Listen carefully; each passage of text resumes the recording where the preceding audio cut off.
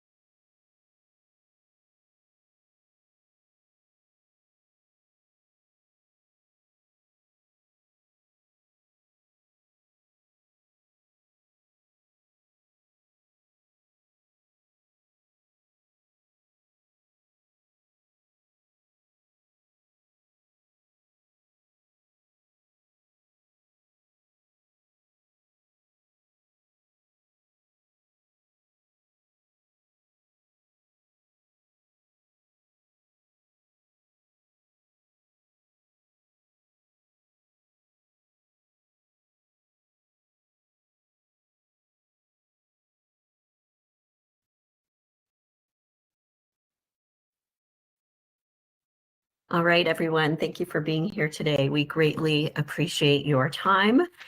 This webinar is being recorded.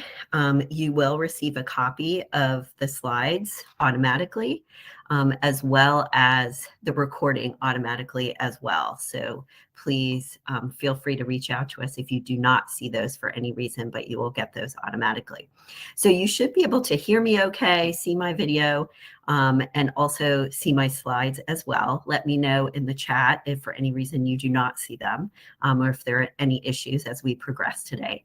But we will go ahead and get started since we're at the top of the hour. We've got about 30 minutes of time today to talk about how to conduct successful informational interviews. This, as a reminder, will be recorded. You'll get a copy of that automatically. And we are also live streaming on YouTube as well. So there are 5+ a lot of different ways to effectively conduct successful informational interviews. And that's what we're going to be focusing on today. For those of you who don't know me, I am Hallie Crawford. I'm a certified career coach, speaker, and author. I have been coaching and training since 2002, so there's a lot more gray hair going on. It's just underneath, lucky for me. I have an undergraduate degree from Vanderbilt University and a master's degree from the University of Illinois. And we absolutely love what we do. We love helping people achieve their career goals, find the right career direction for them, make it happen in terms of job search, etc. And informational interviews help people with both of those goals, help them figure out what their next step should be, what their career goals should be in the long run, as well as helping them land a new job. And the advice we're going to give you today is advice that we give to all of our clients to make sure. And hold on one second. I think we've got, bear with me one second. Okay, there we go. I think we had an unmuted audio. Apologize for that. So the advice that we're going to give you all today is advice that we give to all of our clients, number one. And number two, what I would also recommend to you is pick and choose what makes the most sense for you at this point in time based on your situation and where you're at with informational interviews. And what I mean by that is there's a lot of information and tips and advice we're going to give you. Pick one or two things that you will tackle in the next couple of weeks. And remember, you'll get the slides, you'll get the recording. You can always come back to things later. We give you a lot of advice. I don't want you to be overwhelmed, which is why I recommend that. All right, so let's take a look at what we're going to be talking about today. So we're going to define and explain to you what we mean by an informational interview and how it's supposed to work, what the purposes are, if you will, the obstacles that people tend to encounter when they're conducting or trying to conduct informational interviews. We'll give you 5 tips to conduct them effectively along the way. And we are happy to answer questions after the call. If you'd like to email us at admin@createyourcareerpath, happy to do that. That's also the way that you can email us to set up a free call to learn a little bit more about our services as well. So let's go ahead and dive in. Job searching in any way, shape, or form, even if you're not looking to make a change or transition, it can be really stressful for people, very understandably. I don't think we've had anyone in the 25 years that I've been coaching say, oh, I love job searching, and I love, interviewing, et cetera. It usually is stressful for people for a lot of different ways. Job seekers, you might feel like you're uncertain how to handle your search and where should you spend the most of your time. You may be uncertain how to network, not just effectively, but virtually in some cases too. How do I handle that? And the last thing we want to say that's related to this next slide, and then we'll keep going, is that networking is still the best way to get a job.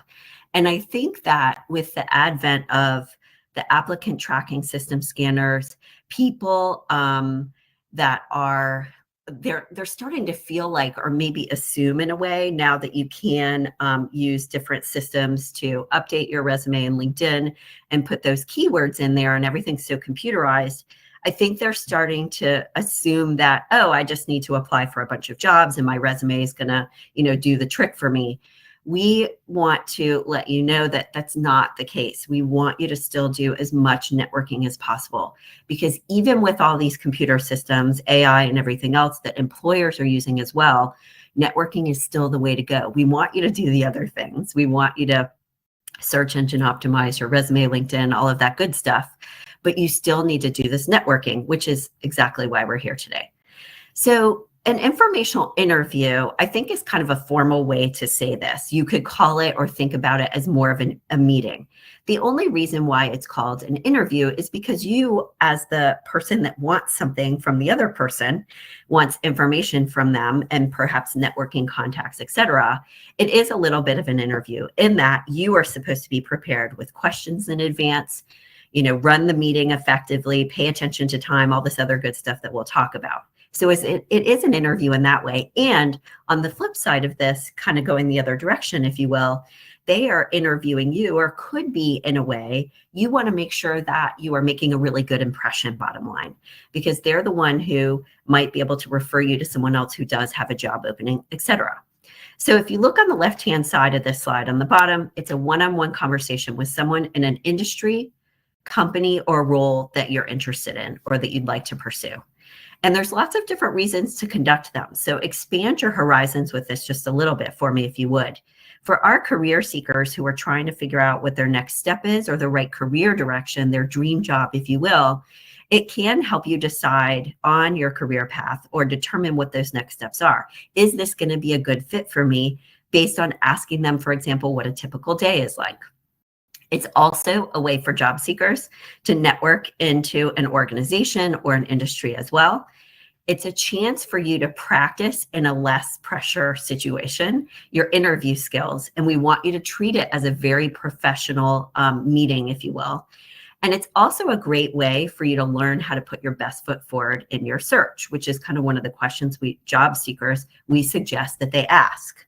So on the next two slides, we're going to talk a little bit more about what it is and what it isn't. So on this next slide, it's really a good opportunity to learn what it's like to work in a specific field, organization, or industry. It's hard to know if we're going to enjoy something, right, until we're actually doing it. But at least if you can talk with someone who's doing the thing that you think you might be interested in and learn the ins and outs about it, it can give you a sense of what it's really like and discover even other opportunities with it in that industry, or if that company is going to be a good fit for you. It can also help you get the inside perspective if you're talking with someone at a company or organization where you've applied before you accept a job offer, if it's going to be the right fit for you. It can help you make new connections, find other people to network with through their connections as well. And like we said a moment ago, practice your interview skills with a little bit less pressure, although we don't want you to be too casual. What an informational meeting or interview is not, it's not for you to just tell the other person everything about yourself and take too much of their time and ramble on. You want to be really specific and clear about why you're there and the questions you're asking. It's not the time to ask for a job right then and there. If they start to talk about opportunities, yes, you can pick up on that and go with it. But the purpose of this is not to go into it saying, will you get me a job? Absolutely not. It's also not a time to slack off or be overly casual about the meeting, your goals, etc. You want to pretend like, as much as possible, it's an actual literal interview, if you will, because you need to make a really good impression. Okay. And I apologize, the door is opening and closing because my dog keeps going in and out. You know how that goes. What we have found is that with informational interviews, even though networking is such a critical piece and so important to people's job search, it still is one of the most underutilized tools for job seekers. And I get this, like no one, at least not many people, we have known a few people who thoroughly enjoy networking and get into it and are great at it. And that is fantastic. But enough of our clients, when they come to us, this isn't their favorite thing to do. Some people feel like they're more introverted and it's harder for them. Other people don't like making just kind of light small talk. Lots of different things go on, limiting beliefs in our head, et cetera, which I get. And 9 times out of 10, when our clients are talking with us about their career goals, whether it's networking or other things, the majority of the time, they will tell us that they are their biggest obstacle to their goal. They are holding themselves back in some way, shape, or form. It's usually not some external thing. Now, external things do come up, so we're not discounting those completely, of course. But it's a good idea to think about what holds you back, kind of as a first homework assignment from this next slide here. What holds you back from either conducting these in the first place, from doing them effectively? What's going on for you? Are there limiting beliefs? Are there confidence issues? Are there negative assumptions? So some of our clients will say, aren't those only for young people, recent college grads? No, we've had senior level presidents of organizations conduct informational interviews. And they tend to do it a little bit more naturally, I think, because as people progress in their career, what we have seen in general, it's not always like this, but that people tend to see networking as just part of their long-term professional development in a good way. Some people feel like they're too shy, which I get. Other people will say, well, doesn't it make me look like I'm dumb? I don't know what I'm doing. I don't want to ask for help, or it's going to make me look like I don't know what I'm talking about. We get that, but the deal here is that it's about how you approach it, how you handle it, and what you say during the course of this to handle those possible issues. Now, if you are more introverted, like actually I am, I'm 60% introverted, 40% extroverted. There's a great book listed on this slide here. It's called The Introvert Advantage. And we love it for our introverted clients to help them push themselves a little bit outside of their comfort zone, but do so in a way that makes them still feel like they're being themselves and authentic, not trying to turn into some other type of person. Okay. And we talked about this already, but it's really important to conduct networking and tap into the hidden job market, because even with all these computerized things, like we've been saying, 70% of jobs that are secured out there are still secured through the hidden job market, which is through headhunters or recruiters or through networking. Those are those unadvertised positions that haven't been opened up yet, or employers or recruiters that are using LinkedIn Recruiter to find candidates they want to reach out to. Okay, so let's dive into the 5 ways to conduct informational interviews. They're listed on the slide here. I'm not going to read them through. Remember, you'll get a copy of the slides in the recording automatically. The first thing we'd like you to do is to identify and establish a good list of connections to start out with, that you want to start with. And it's a good idea to start out with people that you know, or maybe second connections of people that you know really well. Just practice with people that are warm leads for you, that feel a little bit more comfortable, so you can get your sea legs with this. I would literally go through all of your LinkedIn connections and see who would be relevant for an informational interview. You can search by keyword. I would definitely join your Georgia State LinkedIn Alumni Association, or if you're a friend of Create Your Career Path or GSU, whatever LinkedIn Alumni Association makes sense for you, join those groups, because those are warmer leads for you to connect with, and they're more likely to get back with you. Association meetings, networking groups, etc. I would literally go through your phone and look through everybody, because you may have forgotten about Uncle Joe or Sarah or whoever that actually has had a really stellar career or is just a really good networker. The way that you can conduct these informational interviews can be phone, they can be video conference, in person. Every once in a while, people are only okay to respond to questions via email. That's our lowest preference, but if that's the only way that you can get answers, that's okay too. Let's talk next about number 2, and this is setting them up. You want to be really clear first about letting people know that you're looking for information, not a job. And you can even use the word informational interview, informational meeting.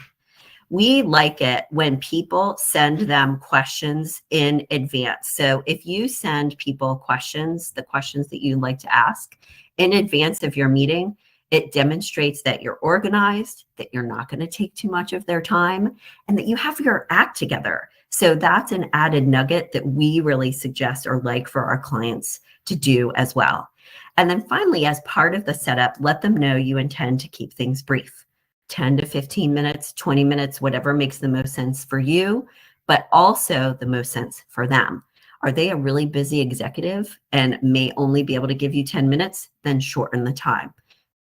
Put thought into your informational interviews and preparing for them. Don't just like shoot things out blindly. When you get on the call with them or the meeting, and we're taking a look at the bottom right-hand side of the slide, let them know you intend to keep it brief. Like we said, when you hop on the phone or meet them in person, ask them again how much time they have so that you're mindful of that, you're keeping track of it, and that you end your time when it's agreed to. That's your job. Your job is not to talk their ear off. You need to keep it tight, professional, and the time agreed. It is a good idea, in addition to those 4 or 5 questions, to have additional questions ready in case they're able to give you more time or are willing to do so. Now, really quick, and then we'll go into some email examples of how to set this up and what to send to people. Please know that we are fully aware that not everyone is going to respond to you. Think of informational interviews and networking as a law of sales, if you will. If you get a 10 to 20% return rate, you're doing well. So know that when we are talking about this and when you're reading about this online, et cetera, we are fully aware that some people will say, gosh, I've reached out to a ton of people and I haven't heard back from so many of them. Do not let that dissuade you from continuing on. The more people you reach out to, the more people you will get a connection with. So be persistent about it and don't let a lack of response at the beginning get you down, because that can happen. As part of the setup, this is kind of our email formula that we recommend. We suggest emailing people or LinkedIn messaging them first. Don't just pick up the phone and call them, catching them off guard. But it's a good idea to cover these different bases. How you found them, introduce yourself, what's your background, what's the purpose of the call. The thing that we want you to notice here on this slide is several bullets down. Put the times that you are available in the next couple of weeks so that they can pick and choose what's best for them based on what you have provided. Don't make it be this back and forth, constant, looking at the calendar, et cetera, et cetera.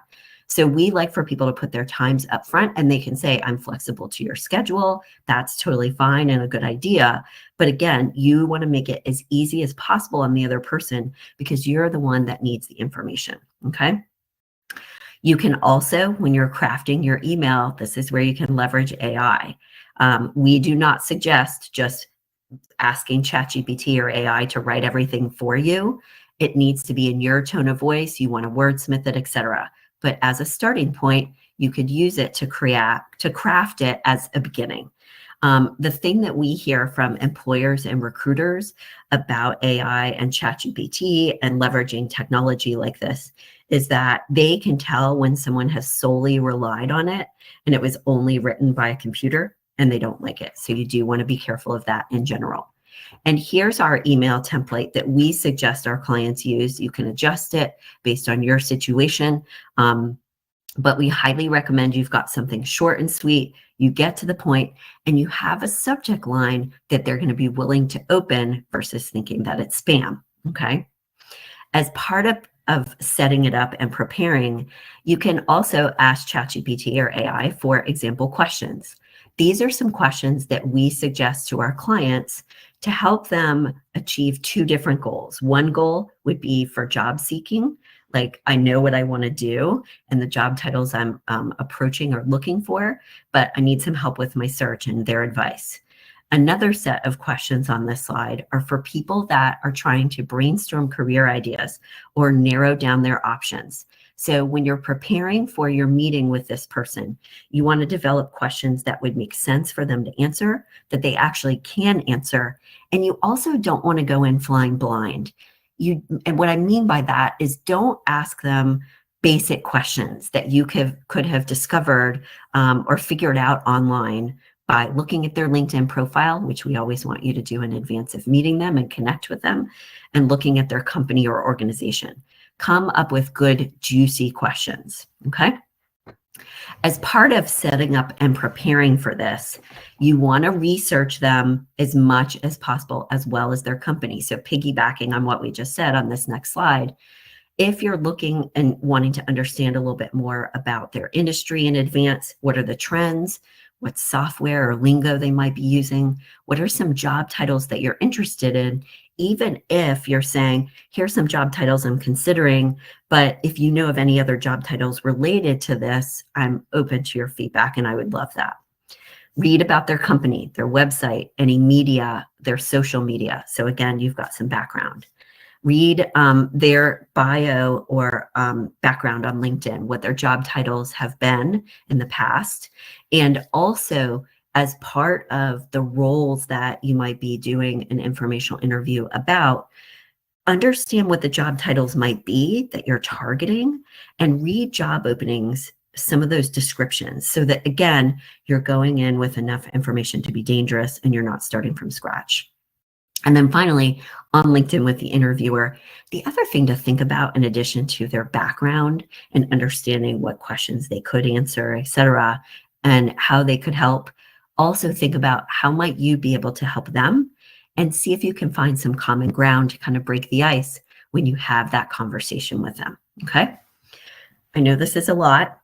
We always offer a free consult if you feel like you need more help with this or any other career goals. Our free consult is to learn about our coaching services. We do give a discount for alumni, so ask us about that. And you can email us, and this is actually in the chat box as well, at admin@createyourcareerpath.com to get that set up. Step number 3 is to actually conduct the informational interview. You need to be very prepared. Call on time, arrive early, be ready. Stick to the time agreed to. So have your watch out, a way that you can track time so that closer to the end, you can say, you know, we're about 5 minutes out of time. I want to be respectful of the time we agreed to. Could I ask you one more quick question? Or you start to move into your close for the end of the conversation, depending on what they say. Okay. And we'll talk about the close in a moment. Dress professionally. Err on the side of more professional than less. I would always prefer that so that you look like you care, you've got your act together, etc. Have your resume and your LinkedIn profile URL handy in case they ask for it. Remember that on LinkedIn, on the app now, there's a QR code at the top of your profile where you can make sure that you all connect. Act like it's an interview. Be serious about it, like we said. And it is okay, by the way, bottom right-hand side of this slide, it's okay to have your questions written out on a notepad and to take notes during the course of your conversation. Just make sure that you're still making enough eye contact and your nonverbals are appropriate to show you're engaged while you're doing that. And as part of your conclusion and closing out the meeting, obviously you want to thank them. We want you to send them an email, immediate thank you. Also see if you can find their corporate address to send them a handwritten thank you note if possible. That's where you could get their business card, for example. You might be able to look it up online. We'll talk about that more in a moment. But at the close of the conversation, the actual talk, ask them how you can help them. Even if you feel like I don't have anything to offer them, still ask because you never know. Ask them if there's anyone else they think it would be helpful for you to talk to, any resources they might point you to. And if they say yes, Ask them if they would mind sending an email introduction or a LinkedIn message to the two of you, okay? And then finally, ask them if it's okay to stay in touch with them if you feel that's appropriate based on the conversation. If it wasn't as helpful as you thought, they felt like, or you felt like they were kind of rushed and may not have that much time to do this, you may want to just kind of keep them posted or leave them be if that's the case. But if you do feel like this could be a good connection for you, ask them for permission to stay in touch with you and the best way for you to do that. And then step number 4 is to stay in touch. So we already said the left-hand side here at the top, the email and handwritten thank you note if possible. Remember, make sure you connect with them on LinkedIn. People they'll go to these networking meetings in person, and I totally get it because I've done it too, and they'll forget to connect with the people that they've met with. If they gave you on the right-hand side of this slide any referrals or recommendations, these are very time sensitive. Make sure you follow up with them immediately and keep that person that you met with posted along the way so that they know, oh, this person did follow up with my connection, and they're not caught off guard, but they also see that you took their time seriously, you followed up, etc. And then decide for each person that you talk with and meet with, what makes the most sense in terms of follow-up? Do you want to check in with them every 2 to 3 months, send them an article, refer something to them, whatever makes the most sense for that conversation, how it played out, what they said at the end. Create an Excel spreadsheet. We have one of these that we give to our clients to help them track their job search effectively. But keep track of each connection, what was said, what the follow-up action step was, and when and how often would you like to stay in touch with them. And in our slides, when you get those today, there's a quick email template that you can use. It's a good idea to mention something from the conversation to show you were listening, it was valuable, et cetera, et cetera. And our 5th step here is to stay organized while you are networking. Take a moment each week to organize and stay on top of your networking efforts. Keep an Excel spreadsheet. And these are the things on this slide that we would like you to have in place and keep track of so that you really know like what went on during that conversation, how you want to handle things next, etc. And finally, to be mindful of our time today before we end at the top of the half hour, we would love it if you would write down one action step that you will take here in the next week that will move you forward on your informational interviews. This could be anything from, okay, I need to join an alumni or my alumni LinkedIn group, whether it's Georgia State or a different alma mater if you went different places, etc. We would also suggest checking out LinkedIn industry-specific groups as well. It could be that you identify 2 or 3 people to contact to get the ball rolling for an informational interview. We really appreciate your time today. We wish you luck with this. Get past as much as you can those obstacles that may be getting in your way of making these informational interviews happen. And what I will say as a final thought before we go is they'll get easier over time. So conduct 1 or 2, get the ball rolling, and you will start to feel better about it as you progress. Your confidence will build. You will get better at it over time as well, and it will flow more. And eventually it will become second nature. I promise. You just have to get the ball rolling. Thank you again so much for your time today, everyone. Please contact us if you'd like more information about our coaching services, and good luck with this.